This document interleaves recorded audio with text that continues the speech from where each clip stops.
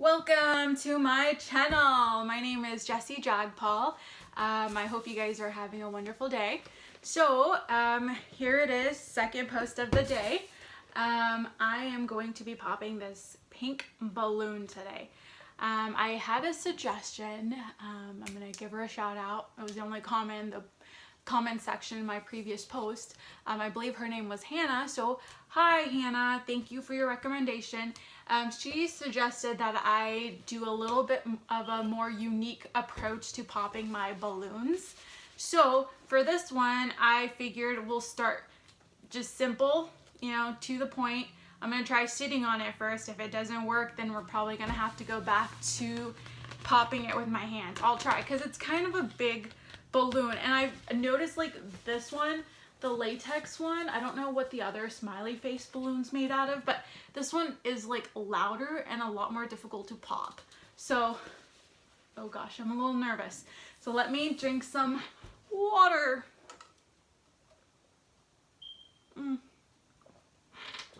My detox water. Okay guys, I'm a little nervous. I've never sat on a balloon before. Okay, here goes nothing. My handy dandy work chair. Okay. Oh gosh. I hope you guys can see this. I'm doing it. Ah! Pop, pop, pop. It's not popping. It's not popping. Okay. Pop, pop, pop. Wow, I'm impressed. Okay guys, I'm gonna try. If I fall, Hannah, darling. Whoa, that was loud. Whew. Okay. Well, yeah, that one's definitely louder. A lot louder. And yeah, my heart's pumping. Oh my god. So I cheated on that. It wasn't popping, I'm sorry. So I had to kind of pinch it on the side. So I tried the sitting on the balloon. I'll try it again maybe in another video, but that was somewhat of a fail. Okay, let me calm down here a little bit. That was intense. Okay, so now to our horror story. I have my notes, and gosh, I need to calm down. I'm like, my heart's racing right now. Okay, so this story, it's not so much of a story. It's like it's a ghost encounter that's been made by a lot of people. It's a specific location, and almost like the post that I had made in regards to the ghost town in Oregon. It was a personal experience. This isn't a personal experience, but it is located in Savannah, Georgia.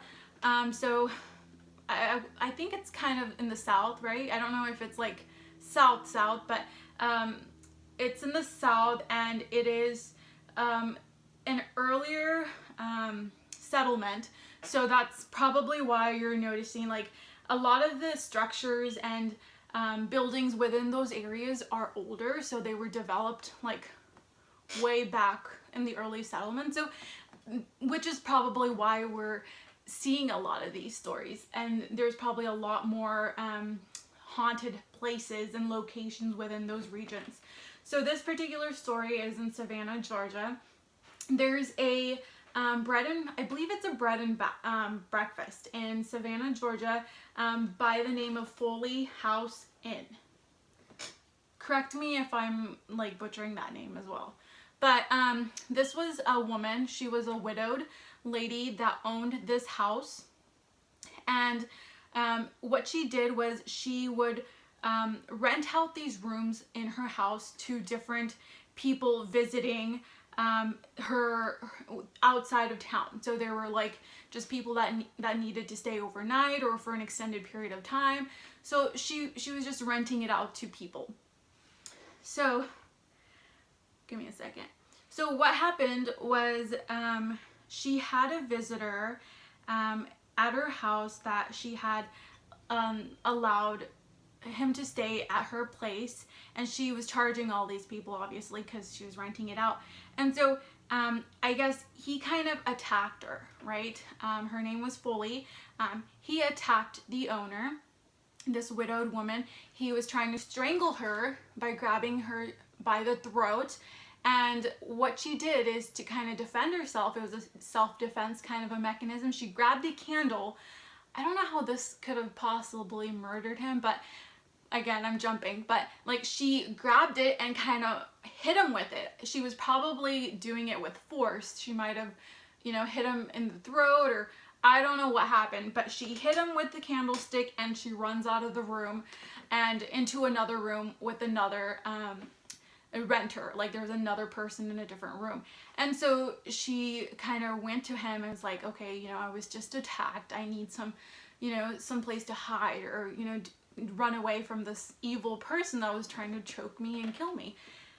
And so a couple of hours and minutes passed, and she was hiding out, and both of them went to go check on this person that was trying to strangle the owner of the house, and they come to find that he had died. You know, although there was no, she didn't mean to kill him, she actually ended up murdering him. And I don't know if you would classify that as a murder, but like that fear of her murdering somebody, she didn't know, you know, how things worked, or, you know, it was in the attempt of self-defense, it caused something. So she got really scared and she really didn't know what to do. And again, you have to know that it was back in the day, like long time ago. I'm sure there were things like, you know, witches and other things, and witches were being persecuted for their beliefs and the way they thought, and people just claimed you were a witch, I'm sure, back in the day, and they thought she was a woman, she's a witch, she murdered, put her to death. So I don't know, that might have been a case or something. So she freaked out. She asked this the renter that was living there, and she had stated that, you know, you don't have to pay rent for your entire stay, you can stay for free, but you have to help me hide the body. So they somehow managed to take the body, they hid it somewhere, and it was gone forever. You know, no one ever mentioned it, it didn't make the news, it was just, he kind of just disappeared. I'm assuming like his family and friends never asked him, and so they were like, okay, where did he end up? There was no one looking for him, so we don't know who this person was. And eventually, like when this woman, Foley, grew older and eventually passed away, she wrote a letter that she had left behind, which was read out loud, and which stated that she had accidentally, you know, caused the death of this individual that was staying at her place. And this is the reason why. Like, he was trying to, you know, go at me, and I was in trouble, so in trying to protect myself, I ended up killing him. So she left that in her note. Nobody knew where the body was. She didn't mention it in her last letter, so it was still a mystery where this body was buried. Again, this was in Savannah, Georgia. This place is still open. It's Foley House Inn. Foley House Inn. Hope I'm saying that okay.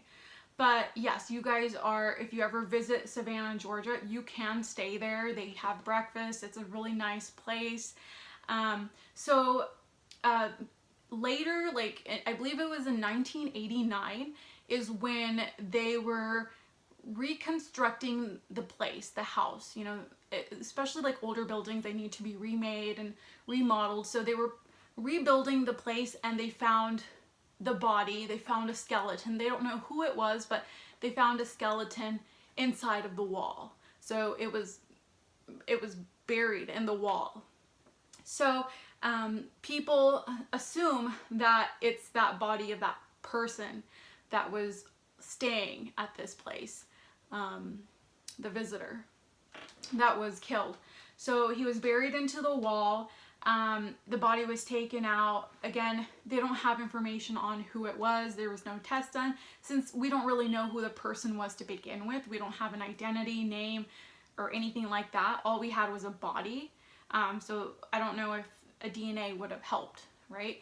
So Basically, what people have noticed over the course of the years is that when they stay at that hotel, the Foley House Inn, they see a man wandering outside in the garden at night. So a lot of people have stated they've seen it outside when they look outside their window. They've seen him in some of the rooms wandering around, and this has been reported multiple times. No incidents of harm or anything like that has been reported, but it seems like he's just casually just hanging out and not really getting in anyone's way. But yeah, that's the story. So that's really cool. I mean, if I'm ever in Savannah, Georgia, I would definitely like to visit that place. I think that would be really neat. Other than that, I think that was it. Let me see if I missed out on any information. The woman's name was Honoria Foley. That was the widow that had accidentally killed the individual. And her house was known as the Foley House. So again, it's in Savannah, Georgia, if you guys are ever interested. It's a spooky place. It is known that that entire town of Savannah, Georgia is known to be haunted. So there's been numerous encounters of ghosts within that town.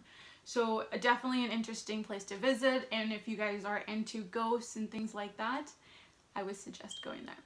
Alright guys, that's all I have for you today. That was my second post for today. I hope you enjoyed it, and my attempt at popping that balloon. So yeah, that was bad. Okay, alright, love you, bye.